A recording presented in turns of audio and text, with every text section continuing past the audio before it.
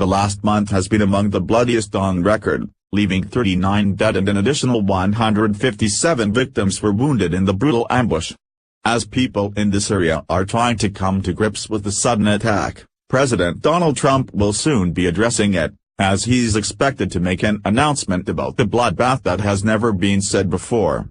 While most people were looking forward to the weekend, Chicago thugs were preparing for a bloodbath knowing that nobody would stop them at their killing game that began on December 1st and continued through this past Friday. Officials in Chicago have overlooked the problems in their city for too long, and it's been at the cost of countless lives. As Barack Obama's former hometown, he didn't seem to want to address it either, and the rising murder rate is also a big part of his legacy, having made excuses for criminals and empowered Black Lives Matter. Now that there is a real leader in charge, President Donald Trump isn't letting murderous thugs get away with this killing spree at a rate of 1 fatality every hour and 45 minutes in the Windy City, according to stats provided by HeyJackass.com. The respect for human life is completely absent in the tight gun-controlled city on both ends of the spectrum.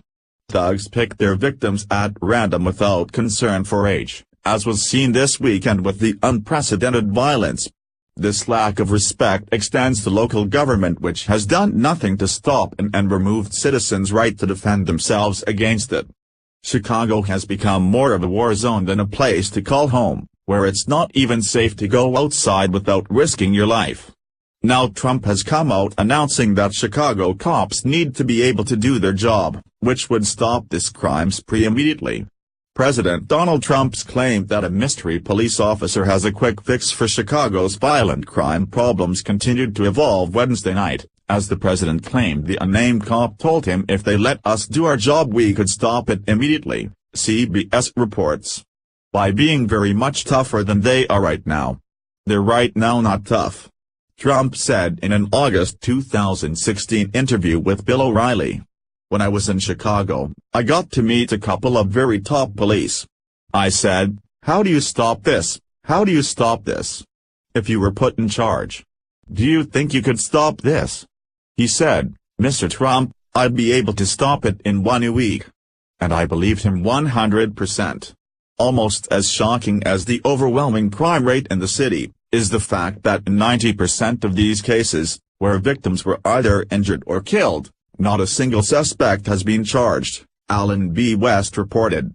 Perhaps this statistic came out at the end of Barack Obama's presidency, after allowing thugs to run free and excuse it as what disgruntled millennials do when suffering from poverty. What's interesting to note is that not a single one of these shootings this month involved a police officer, which is a big statistical change since Trump has been in office. Now, things could be getting a lot worse for these thugs and better for the city suffering under their wrath, since our president has vowed to combat the gangster and thug issue that runs rampant in inner cities across the country. He's one of the first to take a bold stance against it, proving he's not afraid of these criminals. And it's only a matter of time before he publicly addresses this issue again after his executive orders on the matter and sending ATF, alcohol, tobacco, and firearms agents in to help. Among his pile of important executive orders to get the country back on track, were 3 crucial ones: targeting gangs, drugs, and crimes against cops. According to CNBC, the executive orders will focus on gang members, drug dealers, drug cartels and crimes against law enforcement officers, Bustle reported. During Jeff Sessions' formal ceremony after his confirmation, President Trump announced his plans for these 3 executive orders, which give more authority to law enforcement.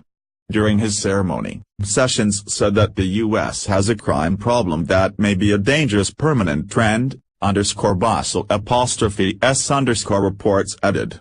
In an effort to remedy this, Trump's latest executive orders will specifically target what he views as the leading causes of crime: gang members, drug cartels and dealers, and those who commit crimes against cops.